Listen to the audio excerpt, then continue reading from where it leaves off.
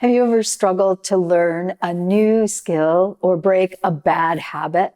Do you find that despite training, your employees seem to revert or find ways to continue to work in the same way? If you have, you're not alone. One reason is the failure to recognize and allow for a critical step needed in our adult learning process and for the adoption of new activities. What is that essential step?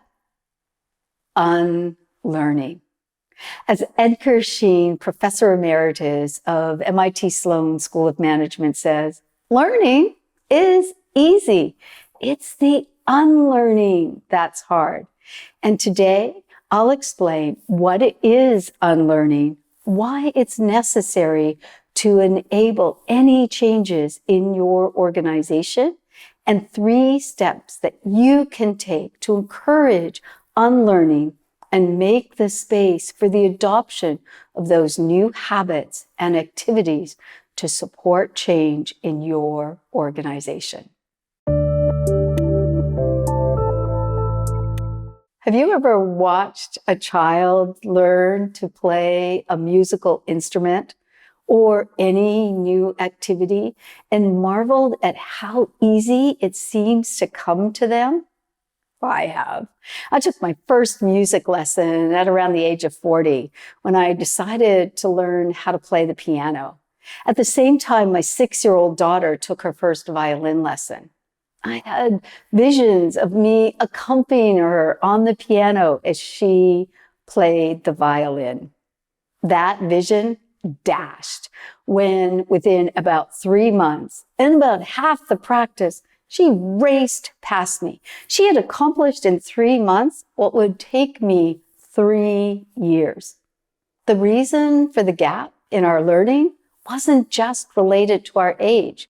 It was related to what neuroscientists call competitive plasticity.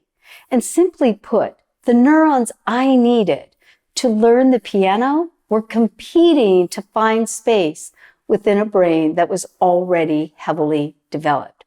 Whereas my daughter, like all children, had wide expanses of space waiting to be developed. If we stop using a skill or we haven't had a chance to develop in a certain area, like me with my piano, we don't just lose it. Our brain uses that space for another activity or for something else that we do practice. The skills, the activities, and even the beliefs we consistently use become embedded. And this makes it more difficult to use that space for something else. That's why when we're introducing something new, whether it's a skill we've never done before, like playing the piano, or a belief about the way things are supposed to be, or a new way of doing similar work, like using a new piece of technology to generate those reports instead of the current manual process, which you know so well. We must then enable the time and space for an unlearning process. At the same time, if you want your new adult training program to stick, it's key that you first understand what's needed to enable unlearning. Unlearning is the process of overriding while also creating the needed connections and new pathways for the new activity to become embedded in our long-term memory. Although we call it unlearning, it's not really unlearning. Once our brain has learned something, we never truly unlearn it. It's like building new roads to deal with traffic congestion in an already developed area of the city. The new construction includes an overlaying and a rerouting of some of the existing roads, while at the same time building new extensions or roads to shift the flow of traffic.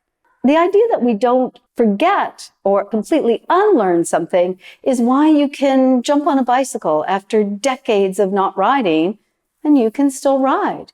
It's also why we tend to go back to our old habits and ways of doing something when we're under stress, or we're tired, or we're frustrated.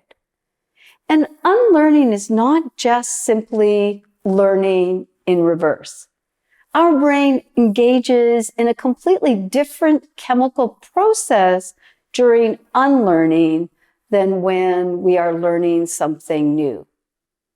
It also takes more energy. And it's one reason that research has shown that unlearning is at least as difficult, or maybe even more difficult, than learning something new.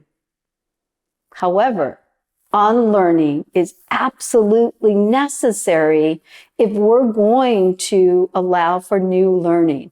We must open up the space for creating new memories, new skills, new knowledge in order to adopt something new. And that means we must move through a process of unlearning. That's why it's essential that you pay as much attention to the unlearning as to the new learning when you're looking to enable change in your organization. And this is especially important when the new activities that you're asking people to learn are similar but slightly different than the way they currently do their work, which is often the case when you're introducing new work processes or technology. And that's simply because those pathways for doing that work in the current method is so firmly embedded into their neurons and the way things are done. Learning and unlearning is also an emotional process, and it comes with its own set of anxieties. I've talked in a previous video about the importance of working with the emotional side of change. Edgar Schein identified two specific types of anxiety when it comes to learning and unlearning. One is survival anxiety, and the other is learning anxiety. Survival anxiety is the realization that unless we learn something, we will be left behind. And that very much can create that threat response for us. Learning anxiety comes when we feel that sense of incompetence, or that something is more difficult than we originally thought. That sense of incompetence is something I see quite often, and the anxiety that comes with that unlearning that triggers a threat response. I often hear employees talking about how it was so easy to do their job before, it's more difficult. And they're very much feeling that sense of incompetence, that concern that they're going to be judged for not being able to do the new skill and activity at the same competence and confidence that they could the previous activity. That's why it's so important that you recognize those emotional elements and you make this time and space for both the unlearning and the learning that needs to occur. So let's talk about 3 steps that will help you enable the unlearning and create the space needed for healthy and sustainable change. The first step is to recognize and plan for the unlearning process before you begin the learning process.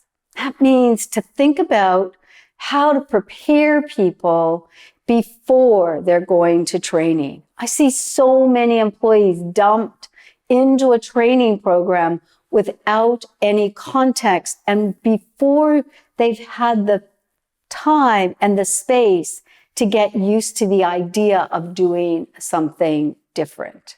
One of the ways that I've worked with clients to create the space for the unlearning is to create a pre-training period. And in that pre-training period, employees get a chance to touch, to feel, to get used to the idea and begin unraveling and unlearning some of the current processes. We also made smaller process changes to enable some of the larger changes that were going to need to happen following the training. So we started to disconnect the patterns of behaviors before they went to training, and then we reinforced that in a post-training period so that it was all within the scope of both some unlearning, some learning, some reinforcement, and then some more unlearning as we reinforced those new behaviors, those new activities to get them firmly embedded into the way things were done post the period of time we wanted those changes to occur. The second step is to create a safe space for learning and not to expect people to multitask. David Roth, author of Your Brain at Work, says that when training is forced, it becomes a threat. And learning that occurs when we feel threatened, when we have heightened levels of survival anxiety, is not embedded in our long-term memory.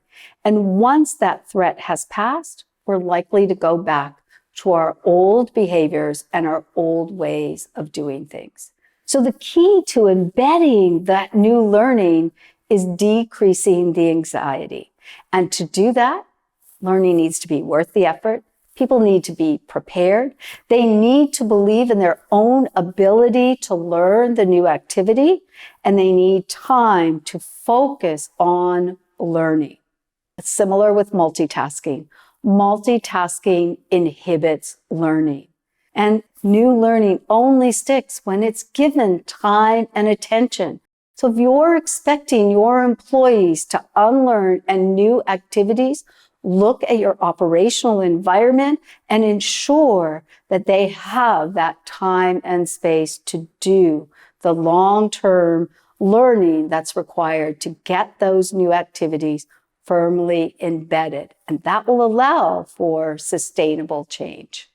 And the third step is to reinforce the new until it becomes the normal.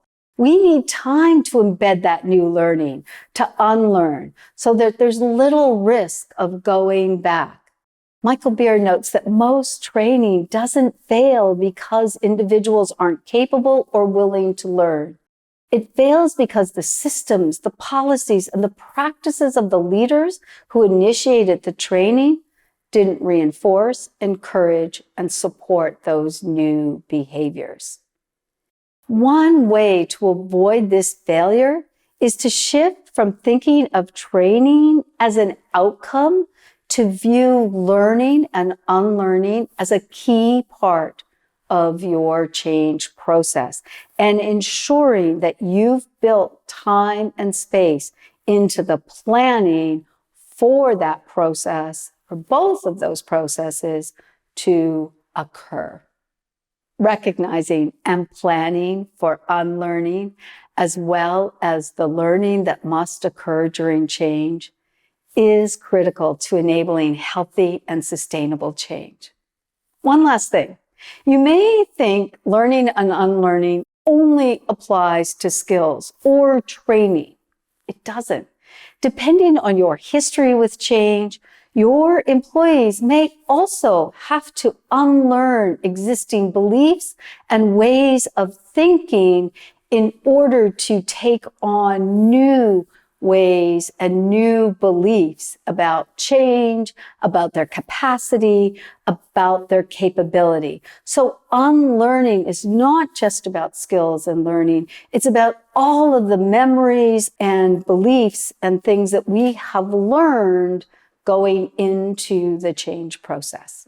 And when you make that time, when you create the space, tap in and allow for, recognize the emotional elements needed for learning and unlearning, you can get your new activities, those new behaviors, fully adopted and create healthy and sustainable change.